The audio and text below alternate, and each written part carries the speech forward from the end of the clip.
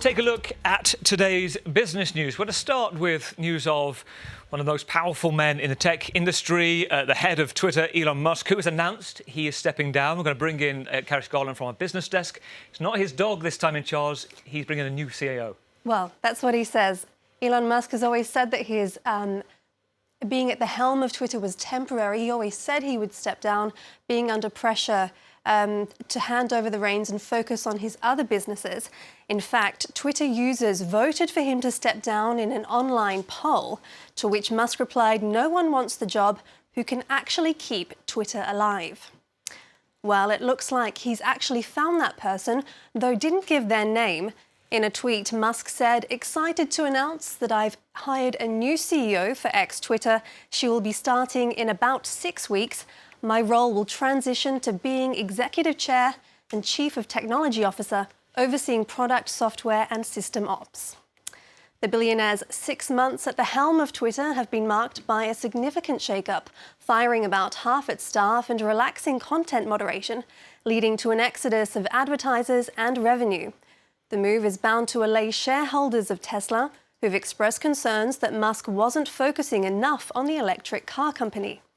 After his announcement, Tesla shares jumped about 2%, while shares in the company have fallen about 30% over the last year.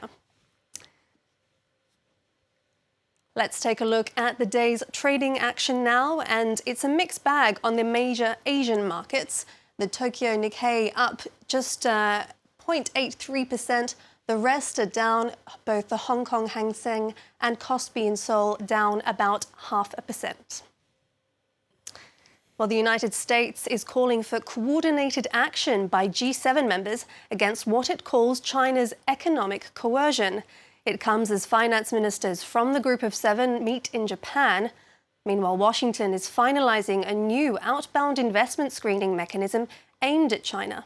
It says it will be targeted at technologies where there are clear national security implications. Yinka Oyatade has more.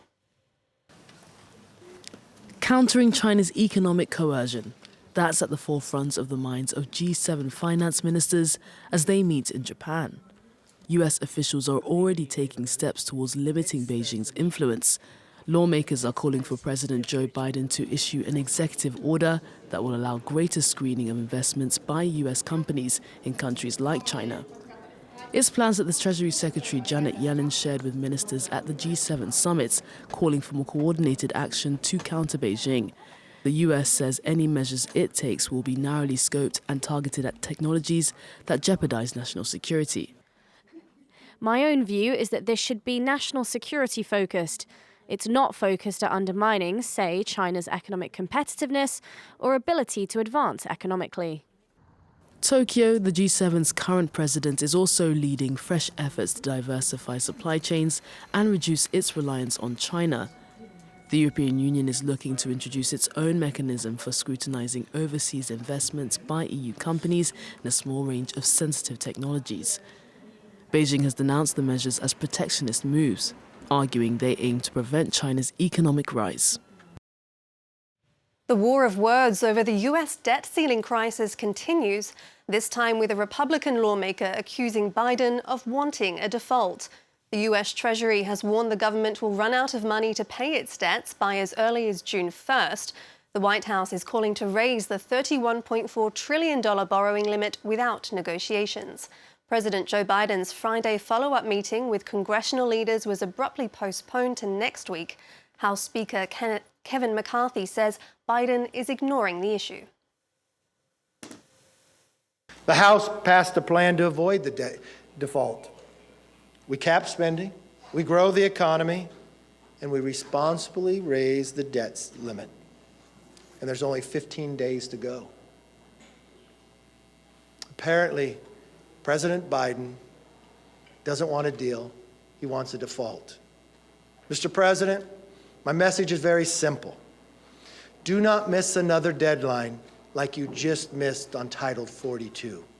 Our country cannot afford it. The Republicans will always act responsibly and will also always look for solutions. The Federal Deposit Insurance Corporation has unveiled a plan to hit the biggest US banks with nearly $16 billion in extra fees. The proposal, which would last over 2 years starting 2024, is to pay for 95% of costs related to the rescue of Silicon Valley Bank and Signature Bank. The FDIC says it would concern more than 110 lenders whose assets total at least $50 billion. Finally, as Hollywood writers stage a walkout to demand better working conditions, some are seeking more than a new labour contract. Strikers are also looking for love on the picket lines. Gathering outside the Universal Studios lot, those interested in romance displayed coloured ribbons tied to signs, wrists, and even matching with some of their outfits. That's multitasking if I've ever seen it, Gavin. Cheers, Karis. Yeah, I saw this. I read the story that actually the unions are offering breath mints and writing practice with some of their script writers, and you've no excuse if you're not there because you're on strike. What else are you doing? Thanks, Karis Garland from the business team.